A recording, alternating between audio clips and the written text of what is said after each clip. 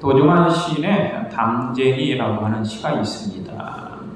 저것이 어쩔 수 없는 벽이다라고 우리가 느낄 때, 바로 그때 담쟁이는 말없이 그 벽을 오른다. 물 한 방울 없고 씨앗 한 톨 자랄 수 없는 절망의 벽이라고 말할 때 담쟁이는 서두르지 않고 앞으로 나아간다. 한 뼘이라도 꼭 여럿이 함께 손잡고 그 벽을 올라간다. 푸르게 절망의 벽을 다 덮을 때까지 바로 그 벽을 잡고 놓지 않는다. 저것이 넘을 수 없는 벽이라고 고개를 떨굴 때 담쟁이 하나는 담쟁이 수천을 이끌고 결국 그 벽을 넘는다. 인생의 여정, 고통과 역경, 슬픔, 탄식의 여정이죠. 삶의 길, 장애물을 넘고 장벽을 오르는 그것이 바로 삶의 길일 수 있습니다.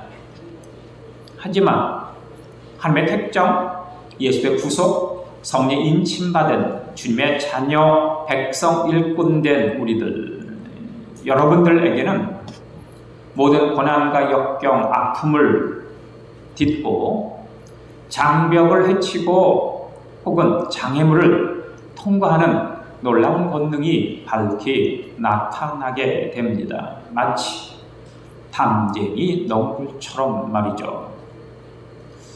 하나님이 가장 싫어하는 것이 있습니다. 그것은 하나님 없이 내가 무언가를 할 수 있다라고 하는 그 잘못된 자신감, 그것을 하나님이 가장 싫어하시죠. 운동선수는 이야기합니다. 내가 내 근육으로 무엇이든지 할 수 있다. 지식인들은 이야기하죠. 내 머리로 못할 것이 없다. 세상 사람들은 외칩니다. 그 무엇보다도 나의 주먹을 믿으라고. 그런데 성경은 하나님 없이 내가 뭔가를 할 수 있다라고 하는 그것을 가장 악한 것이다. 하나님이 가장 싫어하시는 것이다라는 것을 말씀합니다. 그러다 보니까 솔로몬이 이렇게 일갈을 하지 않습니까? 교만은 패망의 선봉이요 넘어짐의 앞잡이다. 하나님 없이 내가 무언가를 할 수 있다라고 하는 것, 그것이 바로 교만이고 그것이 바로 자만이라고 하는 이야기입니다. 진정으로 우리가 하나님 안에서 모든 것을 이룰 수 있다라고 하는 자신감을 안고 담쟁이 너울처럼 아무리 높은 벽이라고 하더라도 절망의 장벽이라고 하더라도 올라가고 넘는 놀라운 역사가 밝히 나타나야 할 줄로 믿습니다. 하나님이 가장 싫어하는 것이 바로 이 교만인데, 인생을 살아갈 때 세 가지를 조심해야 한다고 하지 않습니까? 첫 번째가 소년, 성공, 두 번째는 중년, 상처, 세 번째는 노년의 빈곤인데, 이 소년의 성공이 바로 교만입니다. 어렸을 적에 성공을 경험하게 되어지면 교만해져서 그의 미래가 암울해지는, 그의 미래를 장담할 수 없는 일이 벌어진다라고 하는 이야기입니다. 우리나라 최고의 축구 선수 하면 아마 요즘 손흥민 선수를 빼놓을 수 없죠. 손흥민. 이제껏 어떠한 축구 선수보다도 가장 기량이 뛰어나고 많은 골을 넣는 선수가 바로 이 손흥민입니다. 그런데 이 손흥민이기까지 그의 아버지가 아주 지대한 역할을 하였다고 하지 않습니까? 언젠가 이 손흥민의 아버지 손정웅 씨가 텔레비전 모 방송에 나와서 인터뷰를 한 적이 있었습니다. 철저하게 이 아버지는 초등학교 3학년 때부터 중학교 3학년 때까지 기본 기만을 가르쳤다는 것입니다. 축구 선수이지만 골대에 골을 넣는 것은 전혀 시키지 않고 체력, 기본기, 기초적인 어떤 이 근력만을 키우는데 전심전력을 했다고 하는 것입니다. 그리고 단 2년 동안 축구 연습을 해서 드디어 독일 프로 구단에 이 손흥민이 입단을 하게 되죠. 18살 때. 그리고 얼마 있지 않아 드디어 이 손흥민이 18살 먹은 한국의 소년이 독일 분데스리가에서 골을 넣고 말았습니다. 많은 사람들이 환호했고, 많은 사람들이 박수 쳤고, 많은 사람들이 열광을 하였습니다. 그런데 이 손정웅 씨, 그만은 가슴이 무척 답답했다고 하는 것입니다. 뭔가 알 수 없는 두려움이 그를 꽉 장악했다, 그렇게 그가 이야기를 하는 모습을 봅니다. 그런 곧장 손흥민의 그 처소로 가서, 그 선수들이 묵는 그 처소로 가서 흥민이가 사용하는 노트북을 빼앗아 가지고 집 밖으로 나와 자기 처소에다가, 자기 방에다가 감추었다는 것이죠.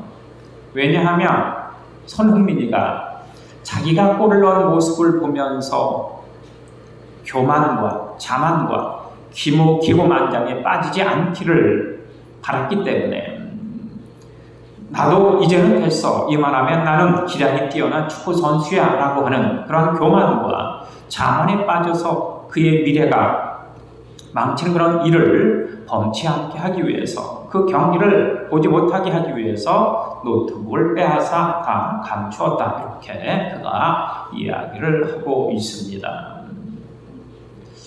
이 교만과 자만, 하나님 없이 내가 무언가를 할 수 있다, 나의 힘으로 뭔가를 이룰 수 있다라고 하는 것, 이것이 바로 교만이고 자만이고, 이것을 하나님이 가장 싫어하신다라고 하는 것을 우리가 분명코 인식하지 않으면 안 될 것입니다. 그래서 하나님의 사람들은, 모든 사람들이 1등 하기를 원하고 1등을 향하여 그렇게 쫓아가지만, 하나님의 사람들은 1등이 아니라 인류를 추구합니다. 그러면 1등과 인류의 차이는 과연 무엇일까? 1등은 다른 사람과의 싸움에서 이기는 것이 바로 1등입니다. 하지만 인류는 나 자신과의 싸움에서 이기는 것, 그것이 바로 인류다라고 하는 것이죠. 그래서 주의 자녀 백성 일꾼들은 1등이 아니라 인류를 추구합니다. 1등은 자기 자랑이지만 인류는 남을 사랑하는 것입니다. 1등은 경쟁이지만 인류는 화합입니다. 1등은 넘버 원을 추구하지만 인류는 only one, 그것을 추구하죠. 그래서 하나님의 나라는, 하나님의 나라 사람들은 1등이 아니라 인류를 추구하는 그런 사람들이 모인 곳입니다. 하나님의 택정, 예수의 구속, 성령의 인침을 받은 주의 자녀 백성 일꾼들은 그렇기 때문에 1등은 지향하되 인류를 지향하는 사람들, 그들이 바로 우리들 아니겠습니까? 1등의 자리는 사다리 꼭대기이지만 인류는 사방으로 뻗은 사다리입니다. 1등은 오직 혼자이지만 인류는 모두가 함께 공유할 수 있는 그런 모습. 그래서 이 인류의 자리가 하나님의 나라이고 하나님의 백성들이다라고 하는 것을 우리가 분명하고 깨닫고 인식하는 것이 무엇보다도 중요합니다. 지금 우리가 12월 겨울을 우리가 보내고 있죠. 12월 18일 이 겨울, 아주 추운 일왕 때를 우리가 보내고 있는데, 이 12월 달 이 겨울, 이 한겨울, 이것은 바로 기다림의 계절입니다. 기다림의 계절. 짧게는 우리가 다음 주에 오실 아기 예수를 기다리지 않습니까? 좀 더 나아가면 새해를 기다립니다. 그리고 머지않아 우리 앞에 펼쳐질 봄도 역시 기다리는 모습을 우리가 보게 됐죠. 겨울은 바로 기다림의 계절이다.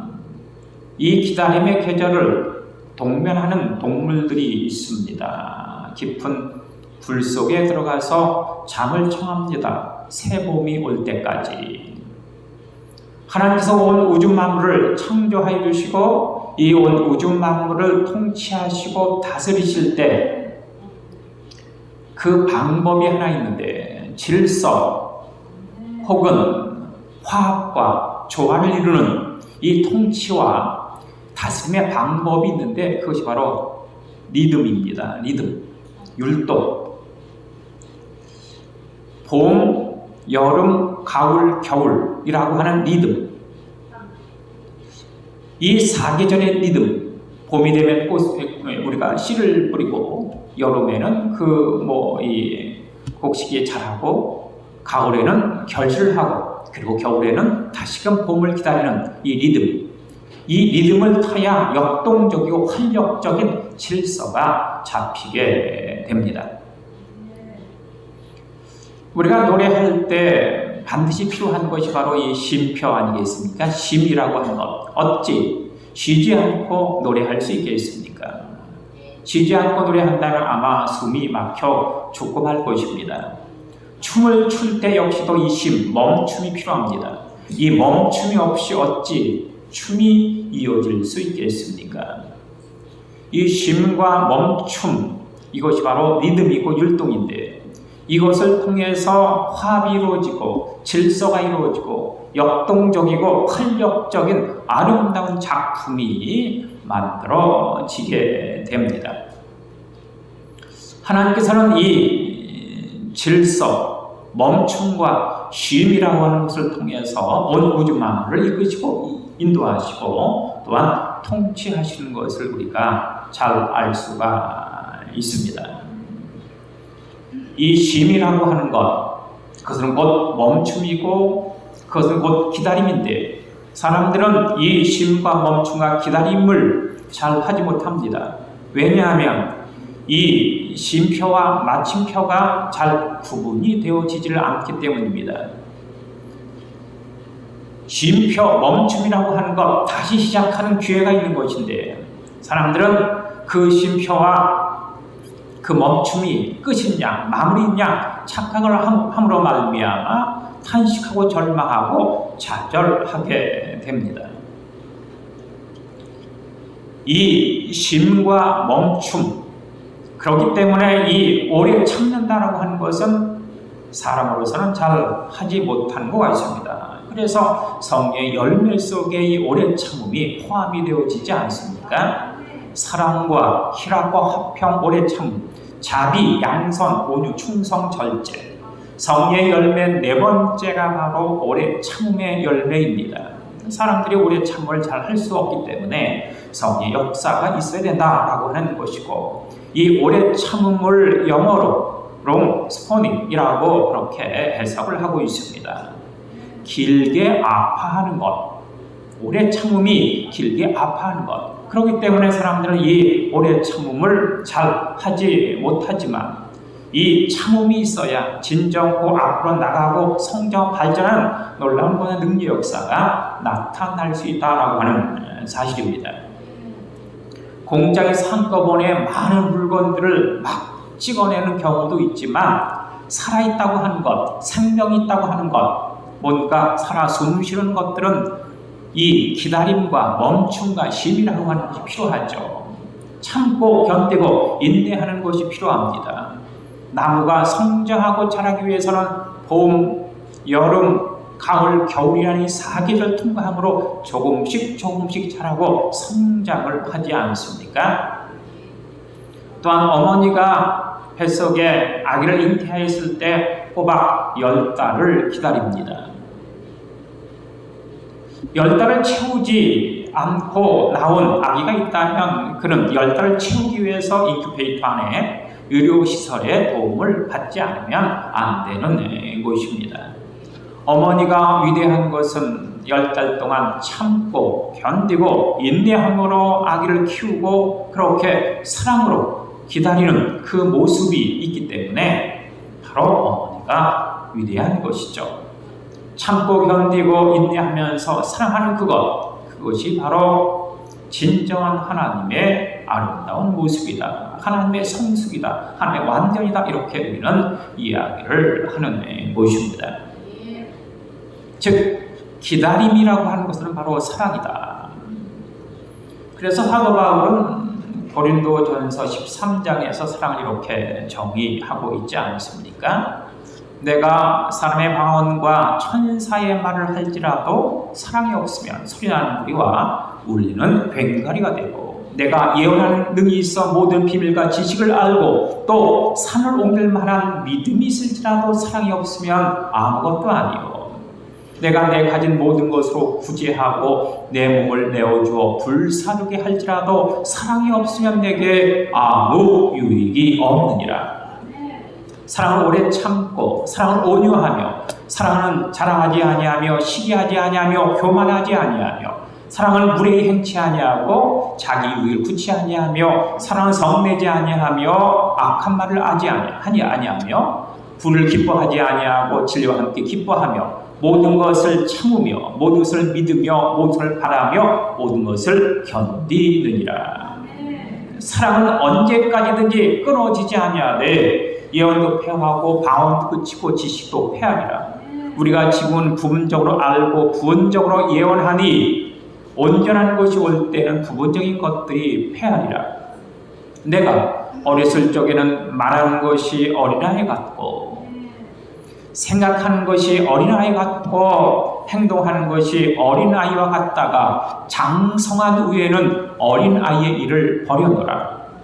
우리가 지금은 거울을 본 같이 희미하나 그때는 얼굴과 얼굴을 대하여 맛볼 것이요 주께서 나를 아심과 같이 내가 온전히 알리라. 그런즉 믿음, 소망, 사랑 이 세 가지는 항상 있을 것인데 그 중에 제일은 사랑이다. 이렇게 이 바울이 사랑에 대해 정의하면서 사랑을 요약합니다. 사랑은 오래 참고 사랑은 모든 것을 견디느니라. 사랑이 무엇인가? 오래 참는 것, 견디는 것, 기다리는 것, 그것이 바로 사랑이다. 이렇게 정의하고 있는 모습을 우리가 볼 수가 있습니다. 이 겨울 기다림의 계절이죠. 아기 예수의 탄생을 기다리고 새해를 기다리고 봄을 기다리고 있는 이쯤 우리가 가장 가슴판에 새겨야 할 것이 바로 사랑이다라고 하는 이야기입니다. 사랑의 진정한 모습이 우리 속에 나타나야 하지 않겠습니까? 오늘 본문의 말씀을 우리가 보면 예수님께서 부활 승천하시면서 내가 너에게 다시 오겠다 이렇게 약속을 하여 주셨습니다. 그런데 제자들 다시 오실 예수님을 기다리는 것이 너무너무 끔찍하고 그것이 무엇이 잘 파악하지 못한 그런 상황 가운데 있게 되는 것입니다. 그래서 예수님께서는 오늘 본문의 말씀을 우리에게 들려주시고 있습니다. 주인이 먼 여행을 떠나면서 그 종들에게 각각 임무를 부여해 주는 것입니다. 내가 없을 동안 너는 이것을 하고 너는 저것을 하고 이것을 너는 책임져라. 이렇게 각각 배당을 하였습니다. 그리고 마지막으로 문지기에게 당부합니다.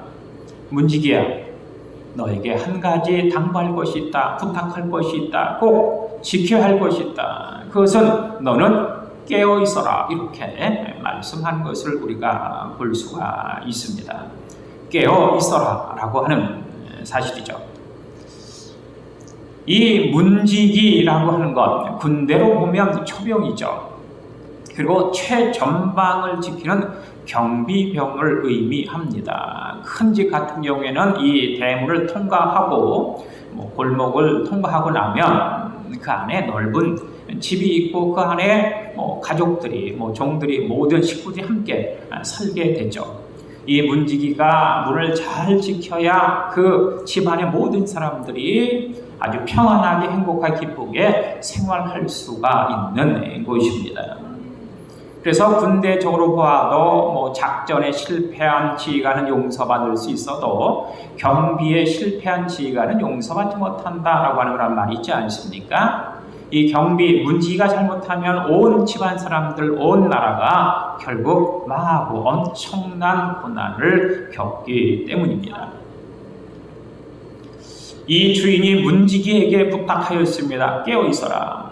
사실 이 문지기 낮보다도 밤에 해야 할 일이 있습니다. 도적들은 낮이 아니라 밤을 틈타기 때문입니다. 그래서 이 문지기가 해야 할 일은 낮보다도 밤에 깨어 있는 것, 깨어서 도적을 지키고 강도를 막아내는 것, 이것이 바로 문지기의 임무입니다. 그런데 주인이 이 문지기에게 특별히 너는 깨어 있어라 라고 당부하면서 한 가지 더 임무를 주는데, 그것은 내가 올 때 나를 영접하고 문을 열어달라고 하는 것이죠. 내가 언제 올는지 아무도 모른다. 예수 그리스도께서 이 땅에 언제 오실는지 아무도 모른다라고 하는 것입니다. 예수 그리스도께서 오시는 그 때는 바로 도적같이 만다라고 하는 사실을 말씀하여 주시고 있지 않습니까? 그렇기 때문에 이 문지기는 밤에 깨어 있어야 합니다. 깨어서 도적을 지키고 강도를 막아내고, 그리고 주인이 언제 오실는지, 주인이 오면 대문을 활짝 열고 주인을 맞아들이는 그러한 모습이 필요하다라고 하는 것입니다. 이 문지기의 임무, 깨어있음의 임무, 기다림의 임무가 이 문지기에게 주어졌다라고 하는 것. 기다림이라는 것이 무엇입니까? 바로 사명을 감당하는 것입니다. 이 문지기는 깨어있어 기다려야 합니다. 주인이 언제 오실지 아무도 모르기 때문에 늘 깨어서 바로 주인을 기다려야만 하는 것.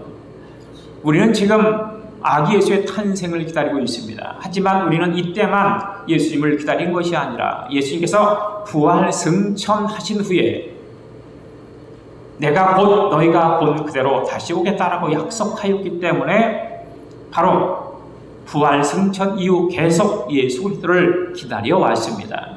우리는 예수 그리스도를 기다리는, 주님을 다시 맞을 수 있는 그 기다림의 사명을 감당해야 합니다.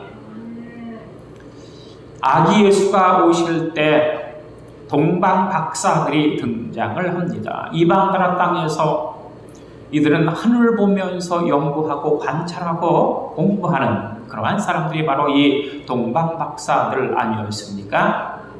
이 동방 박사들, 하늘의 변화를 보면서 땅의 변화를 예측하는 사람들, 하늘의 징조를 통해서 땅의 현상들을 적용하는 사람들, 이들이 바로 이 동방 박사들이었습니다. 이 동방 박사들 하늘을 연구하고 별들을 관찰하는데 드디어 왕의 별이 떴습니다. 우리가 기다리던 왕의 별이 떴구나. 이 땅에 메시아 왕께서 탄생하시겠구나 라는 사실을 알고 그것을 확인하기 위해서 자신의 고향 땅을 떠나 이방 나라로 먼 여행을 그가 택하게 되는 것이죠. 자기의 고향을 떠나 먼 이방 나라까지 여행을 한다라고 하는 것, 아무리 하늘을 연구하고 별들을 관찰하는 천문학자라고 하지만은 결코 쉬운 일은 아니었을 것입니다. 그들은 왕의 별을 보고는 곧 길을 떠납니다. 들을 넘고 산을 건너 마침내 예루살렘에 이르게 되었죠. 그리고 왕궁을 찾는 것입니다. 왜? 왕은 왕궁에 계실 것이기 때문에. 하지만 그가 왕궁에 찾았을 때 그 왕궁의 주인이었던 헤롯은 계략을 책략을 펴게 되어지고 이 사실을 하늘이 알려줌으로 말미암아 이 동방 박사들은 베들레헴에 가 아기 예수를 경배하고 나한테 알려달라라고 하는 이 헤롯의 그 말을 무시한 채 고향으로 돌아가는 것입니다. 그 나라에서 왕의 명령을 어기고 행동한다라고 하는 것은 목숨을 담보하는 일이었지만 이 동방 박사는 전혀 개의치 않습니다. 왜? 이 동방 박사들에게는 자기에게 주어진 사명이 있기 때문입니다. 하늘을 관찰하면서 이 땅의 변화, 이 땅의 왕의 탄생을 알려주고 그 왕을 지키고 그 왕이 왕된 임무를 잘 수행할 수 있도록 그를 보호하는 것이 바로 이 동방 박사들의 사명이었기 때문입니다. 우리 역시도 지금 이 12월 예수 그리스도를 기다림에 있어서 이 기다림이 바로 사명 감당이다 라고 하는 것을 우리가 인식할 필요가 있는 것입니다. 누가복음 15장에 보면 세 가지 비유가 등장을 하는 것을 우리가 알게 되죠. 첫 번째 비유는 잃어버린 양의 비유, 두 번째 비유는 잃어버린 동전의 비유, 세 번째 비유는 잃어버린 아들의 비유. 양의 비유 같은 경우에 보면 이 주인, 이 목자 100마리 양이 있었는데 한 마리 양을 잃어버렸습니다. 그러자 이 목자는 99마리의 양을 우리에 놓아두고 그 한 마리 양을 찾아 우리 밖을 뛰어나보는 것이죠. 산을 넘고 강을 건너 낭떠러지와 가시동굴을 뒤지면서 잃어버린 양을 찾습니다. 그리고 마침내 드디어 그 양을 찾아와서 함께 잔치하는 이 모습을 보죠. 이 잃어버린 양의 목자는 그 양을 찾아 나섰습니다. 두 번째 비유는 동전의 비유입니다. 한 여인이 집안에서 동전 하나를 잃어버렸습니다. 10개의 동전 중에 하나를 잃어버렸죠. 그러자 이 여인 역시도 등불을 켜고 집안 구석구석을 비추면서 그 동전을 찾아 헤매는 것입니다. 양의 비유나 동전의 비유나 그 양을 찾기 위해서 그 동전을 찾기 위해서 찾아 나서죠. 그런데 세 번째 잃어버린 아들의 비유 같은 경우에는 이 아버지가 이 아들이 자신의 재산을 챙겨 아주 먼 나라로 갔을 때 이 아들을 찾아 나서지 않습니다. 이 아버지의 선택, 기다림이라고 하는 것이죠. 이 아버지는 아들을 마냥 기다립니다. 매일 밤 집안에 온 불을 밝히고 불을 밝힌 채 아들을 기다립니다. 대문을 활짝 열어놓고 아들을 기다립니다. 또한 몸이 더워서 동구 밖까지 나가 아들을 기다립니다. 양을 잃어버리고 동전을 잃어버린 이 목자와 여인은 그 양과 그 동전을 찾아 나섰는데 아들을 잃어버린 이 아버지는 아들을 기다립니다. 이 아들 될 수 있으면 집에서 멀리, 고향에서 멀리, 아주 먼 나라, 성경은 아주 먼 나라로 갔다. 아버지가 나를 찾지 못하는 아주 먼 나라로 갔다. 이렇게 표현을 하고 있는 모습을 봅니다. 좀 더 멀리 아버지 손길이 미치지 않는 그곳에 가서 챙겨온 재산을 허랑방탕하게 다 써버렸습니다. 그리고 결국 추락하게 되어지죠. 비참하게 되어집니다. 거지가 되어지고 거지보다 더 낮아져서 돼지 우리에 들어가 돼지가 먹는 그런 음식을 빼앗아 먹는 그런 상태까지 추락하게 되는 모습을 보게 됩니다. 이렇게 엄청난 짓을 다 탕진하고 추락한 그 상태, 거지가 되어지고 돼지 우리에 들어간 상태, 이것을 갖다가 우리는 고난이다, 역경이다, 아픔이다 이렇게 표현을 하지 않습니까?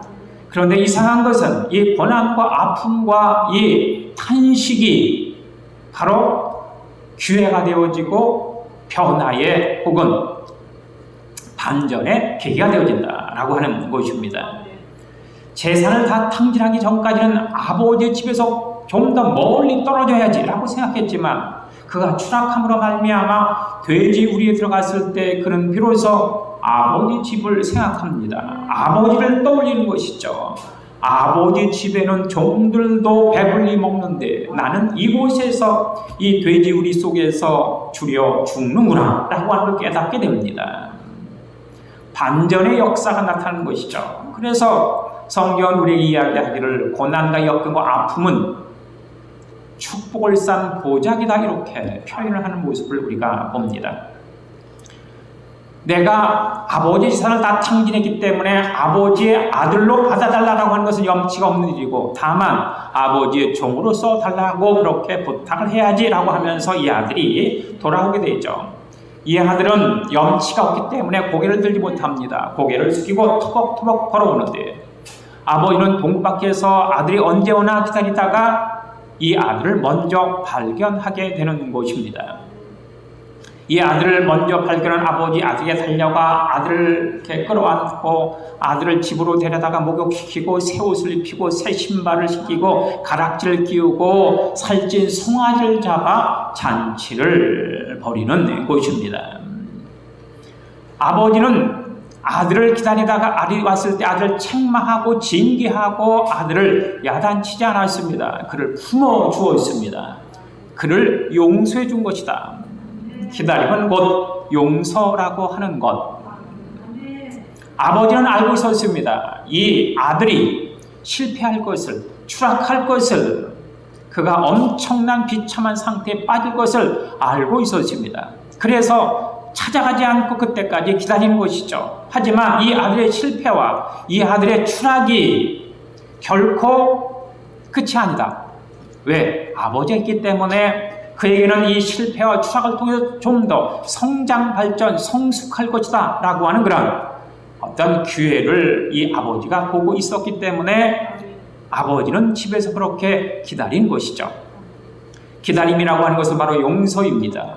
그리고 기다림이라고 하는 것은 성장, 발전, 성숙이다 라는 것도 우리가 잘 알 수가 있죠.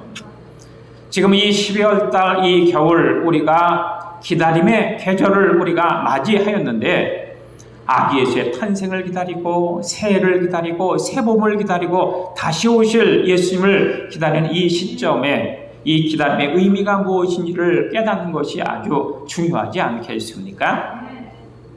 기다림이라는 것은 바로 사랑이죠. 기다림이라고 하는 것은 바로 용서입니다.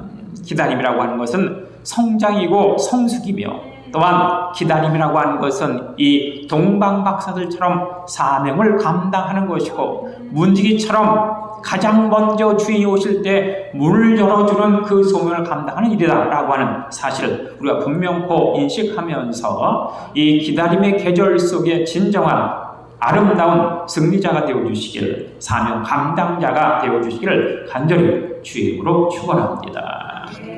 기도하시겠습니다. 주님 감사합니다. 우리 사랑하는 모든 제 가족들 기억하여 주시고 이 땅을 살아나감에 있어서 1등의 삶이 아니라 인류의 삶으로 좀 더 아프고 괴롭고 힘들지만 기다리는 능력의 역사가 충만케 나타나길 간절히 소원합니다. 기다림이 바로 사랑이고 기다림이 용서이며 기다림은 성장 발전이고 또한 기다림이 사명, 감당임을 분명히 인식하면서 이 계절을 아름답게 보내고 드디어 마침내 진정한 최후의 승리자가 되는 능력으로 주님께서 이끌어주시고 또한 인도하여 주옵소서.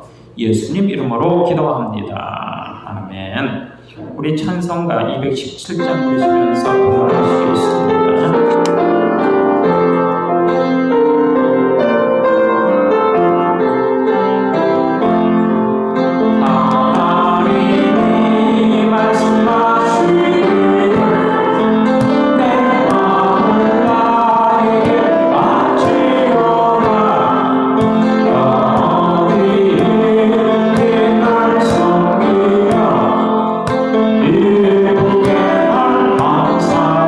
감사드리